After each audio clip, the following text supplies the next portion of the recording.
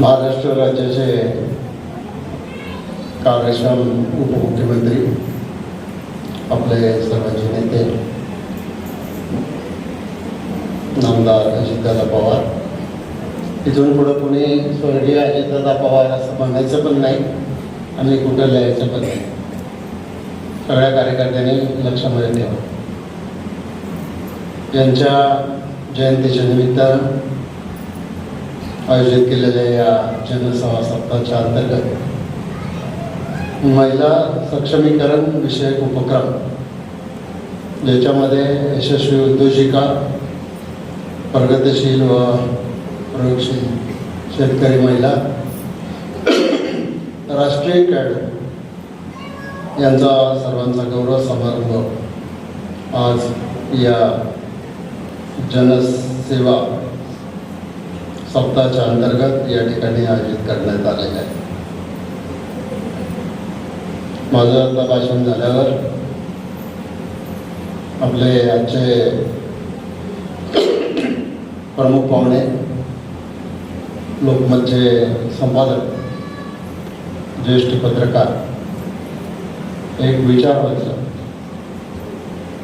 माननीय संजयजी आवटे साहेब यांचं व्याख्यान होणार आहे आणि त्यावेळेला आपण व्यासपीठाच्या सगळ्या मंडळींनी खाली जिथं जागा असेल तिथं जाऊन बसून माझ्यासहित सगळ्यांनी ते व्याख्यान ऐकायचं आहे. आपला आंबेगाव तालुका हा महिला सक्षमीकरणामध्ये नेहमीच अग्रेसर राहिलेला आहे. या तालुक्याला महिलांचं जे जे नेतृत्व मिळालं त्याच्यामध्ये सगळ्यात प्राधान्यानं पहिलं नाव घ्यावं लागेल वेणुताई आवटे यांचं.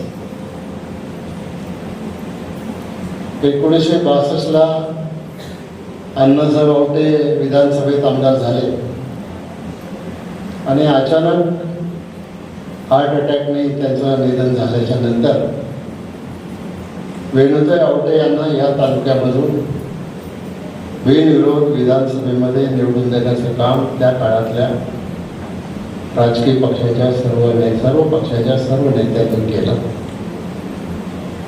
ही आपल्या आंबेगाव तालुक्याची पहिली ओळख. दुसरी ओळख, ज्येष्ठ कवयित्री शांताबाई शेळके या आपल्या मंचाच्या होत्या. मंचरला काही काळ राहिल्या. मला मुंबईला मी ग्रॅज्युएशनला असताना त्या माझ्या शिक्षिका पण होत्या, कॉलेजमध्ये प्राध्यापक. आणि महाराष्ट्रामध्ये जे खूप मोठं नाव आहे, देशामध्ये साहित्यामध्ये खूप मोठं नाव आहे, अशा आपल्या शांताबाई शेळके यांचं नाव आपण ऑक्सफर्डच्या इंजिनिअरिंग कॉलेजच्या सभागृहाला दिलेले. आपले साहेब आमचं सभागृह बघण्यासारखं आहे. बालगंधर्वपेक्षा सुद्धा मोठं सभागृह, एअर कंडिशन आम्ही आज मंचरला या ठिकाणी उभं केलं आणि त्याला आमचे त्यांचं नाव त्या ठिकाणी दिलं. त्याच्यानंतर सौभाग्यवती शैलाताई ढोबळे या पुणे जिल्हा परिषदच्या अध्यक्ष म्हणून या तालुक्यातूनच राहिलेल्या. त्याच्यानंतर सभापती म्हणून इंदुताई लोकरे या सभापती या तालुक्याच्या झाल्या. आदिवासी असल्या तरी त्यांना संधी मिळाली. त्याच्यानंतर उषाताई कानडे या ओबीसी प्रवर्गातून त्या ठिकाणी सभापती झाल्या.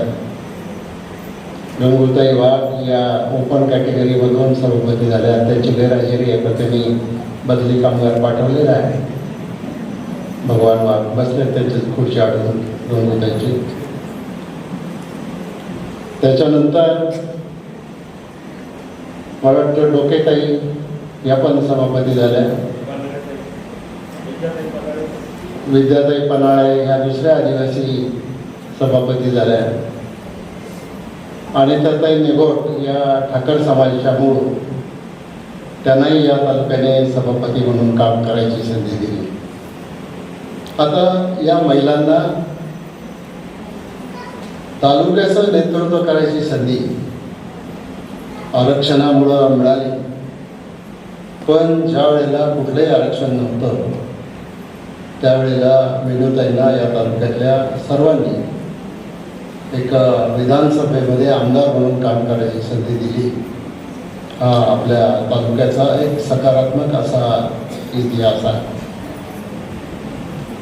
आणि आज आपण अनेक वर्ष महिला सक्षमीकरणाच्या संदर्भामध्ये या ठिकाणी बोलतो. महिला सक्षमीकरण म्हणजे फक्त राजकीय पद असं नाही. आता आमच्या अनेक महिला जिल्हा दूध संघामध्ये इंदुरताई निवडून गेल्या. परत अलकाताई इंदोरे, गणपतराव इंदोरेंच्या मिसेस. पुणे जिल्हा बँकेमध्ये मला वाटतं अजून आपल्या तालुक्यातून कोणी महिला गेली नाही, पण शेजारच्या तालुक्यामधून 2 महिला आपण दिलेल्या आहेत. खेड तालुक्यातून आपण महिलेला संधी त्या ठिकाणी दिली. शरद बँकेमध्ये अनेक महिलांना संचालक म्हणून काम करायची संधी मिळाली. मार्केट कमिटीमध्ये अनेक महिलांना काम करायची संधी मिळाली. पंचायत समितीमध्ये अनेक महिलांना काम करायची संधी मिळाली. जिल्हा परिषदमध्ये अनेक महिलांना काम करायची संधी मिळाली. भीमाशंकर सहकारी साखर कारखान्यामध्ये अनेक महिलांना काम करण्याची संधी मिळाली. अनुसया महिला उन्नती केंद्र हे आमच्या आईच्या नावाने काढलेलं केंद्र असलं तरी गरीब लोकांना त्यांच्या घरी जाऊन सरकारी योजनांचा लाभ मिळवून देण्याचं काम आपण या ठिकाणी केले. किती सालापासून? 2008 सालापासून तर आत्तापर्यंत हे काम आपण सातत्याने करतोय. आणि या अनुसार महिला उन्नती केंद्राला किंवा आपल्या कुठल्या ॲक्टिव्हिटीला आपण राज्य सरकारची किंवा भारत सरकारची 1 रुपयाची सुद्धा ग्रँट कधी घेतली नाही. आणि आपण कुठल्याही प्रकारे चार्ज या महिलांच्या कामासाठी करत नाही. त्याच्यासाठी जो काही खर्च येईल त्याचा निधी त्या फाउंडेशनच्या मार्फत, DG फाउंडेशनच्या मार्फत, ज्याचे अध्यक्ष बाळासाहेब बेंडे आहेत. DG फाउंडेशन म्हणजे दत्तात्रय गोविंदराव वळसे पाटील फाउंडेशन, त्याच्या माध्यमातून हा सगळा खर्च त्या ठिकाणी केला जातो आणि हे काम आपण करतो. असं करत असताना मला महिलांचा कार्यक्रम आहे म्हणून फक्त महिलांच्या संदर्भातच एवढे रेफरन्सेस देऊन त्याच्यामध्ये आपल्याला या ठिकाणी माहिती आपल्याला देण्याचा प्रयत्न केलेला. उद्या चालून पार्लमेंटमध्ये आरक्षणाच्या संदर्भात बिल मंजूर झालेलं आहे ऑलरेडी. आता डिलिमिटेशनचं काय होणार, डिलिमिटेशनचं बिल उद्या मंजूर होणार की नाही होणार, ते जर झालं तर लोकसभेमध्ये सुद्धा आणि विधानसभेमध्ये सुद्धा महिलांना आरक्षण त्या ठिकाणी मिळणार आहे. पण फक्त आणि ते मिळणारच येतं, ते कोणी अडवू शकत नाही. तर तुम्हाला आंदोलन करायला लागणार नाही, पण तुम्हाला टाळ्या वाजवायला सुद्धा कंटाळा येतो. तुमच्यासाठी एकदा टाळ्या वाजवा. आणि महिलांनी वाजवलं म्हणून पुरुषांनी गप्प बसावं असं काही नाही. आता महिला आणि पुरुषांनी सगळ्यांनी वर हात करून टाळ्या वाजवा की आता महिलांना लोकसभेमध्ये आणि विधानसभेमध्ये आरक्षण मिळणार आहे. तुमच्यापैकी कोणीतरी आमदार होणार आहे. कोण होणार, काय होणार ते काळ आणि ती ठरवेल. त्याच्याबद्दल आज मी काही फारसं काही बोलू इच्छित नाही. पण आजचा हा प्रसंग जो आहे तो आपले नेते अजितदादा यांचा 22 जुलै हा जन्मदिन.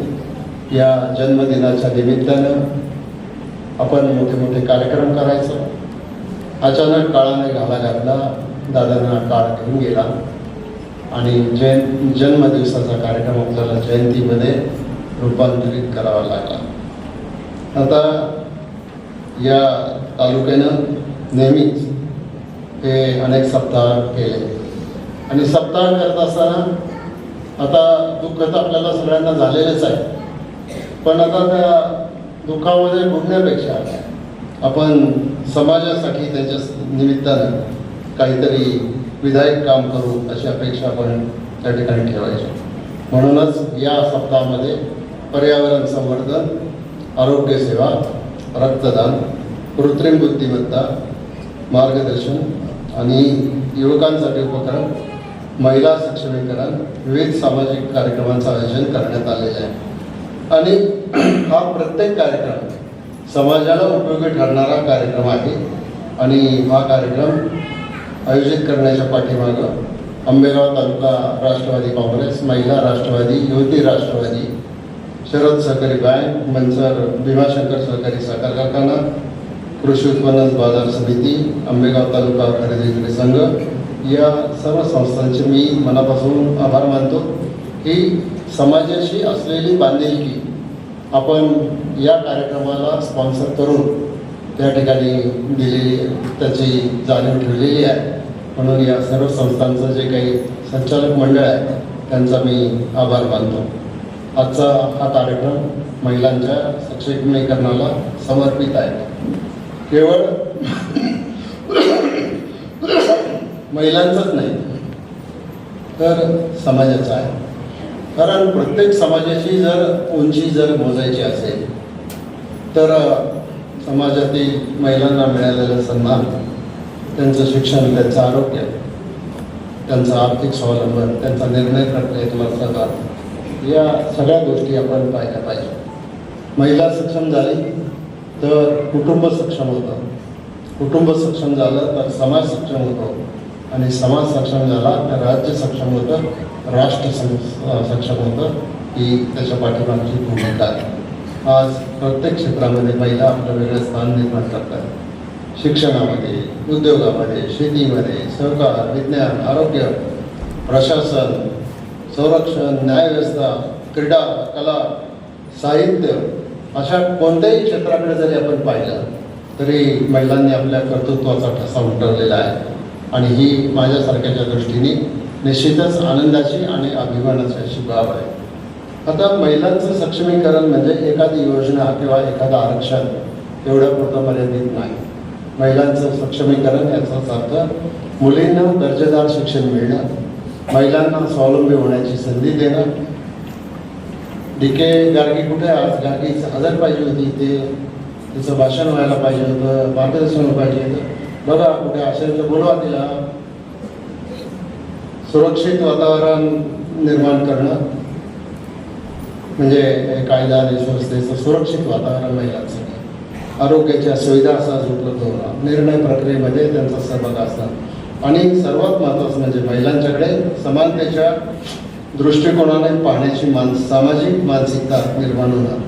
आणि ही जबाबदारी काही फक्त सरकारची असं काही मानायचं काही कारण नाही. ही जबाबदारी प्रत्येक कुटुंब प्रमुख, प्रत्येक नागरिक यांची सुद्धा ही जबाबदारी त्याच्यामध्ये आहे. आणि म्हणून आपण पाहिलं तसं मी या निवडून गेलेल्या महिलांच्याबद्दल सांगितलं, तसं बचत गटाच्या माध्यमातून सुद्धा महिलांचं मोठं कार्य आहे. शेतीमध्ये महिलांनी नवीन नवीन प्रयोग केलेले आहेत. अंगणवाडी सेविका असतील, आशा सेविका असतील, शिक्षिका असतील, परिचारिका असतील, महिला उद्योजिका असतील, स्वयंसेवी संस्थांमध्ये काम करणाऱ्या महिला असतील, आणि विविध सामाजिक क्षेत्रामध्ये कार्य करणाऱ्या भगिनी समाजामध्ये मोलाचं योगदान देत आहेत. त्यांच्या कार्यामुळं अनेक कुटुंब उभी राहिली आहेत आणि अनेकांना प्रेरणा मिळाली. माननीय अजितदादा यांचा दृष्टिकोन हा नेहमीच सर्व समावेशक राहिलेला आहे.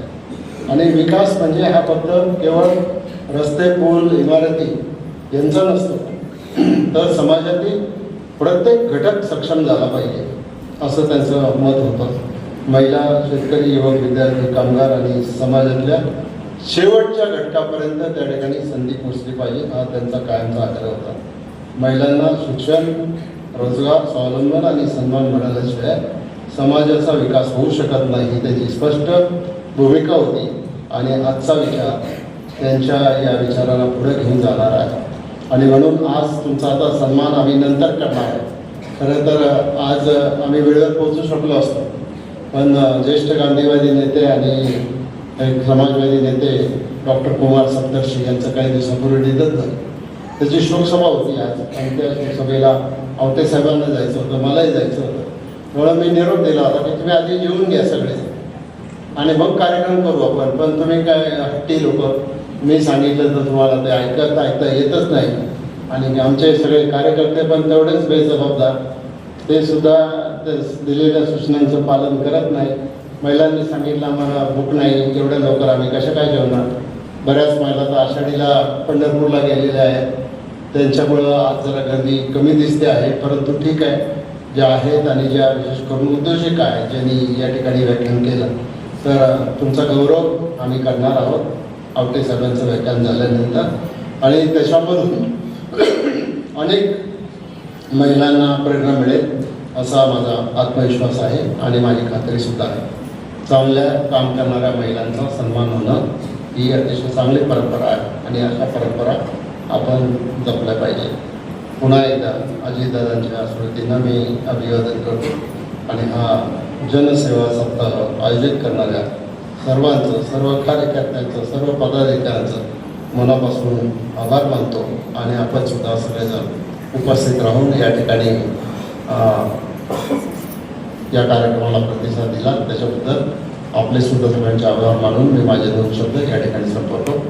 त्याच्यानंतर व्यासपीठावरच्या आवटे साहेब सोडून सगळेजण खाली जाऊन बसतील. माझं भाषण संपलेलं आहे.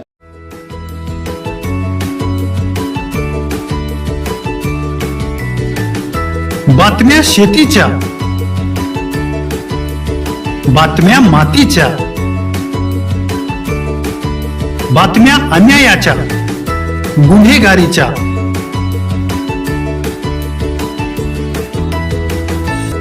राजकारणाच्या आणि समाजकारणाच्या, शोषणाविरुद्ध बुलंद आवाज, जनसामान्यांच्या हुंकाराची गाज, सत्कार्याला प्रोत्साहन, दुष्कृत्याला अनुशासन, निर्भीड, निस्पृह, सडेतोड, बेधडक आणि रोखठोक म्हणजेच विघ्नहर टाइम्स. शोध बातमीचा, ध्यास सत्याचा. आपलं चॅनल, आपली बातमी. सबस्क्राईब तर कराच, पण बेल आयकॉनवर क्लिक करायलाही विसरू नका.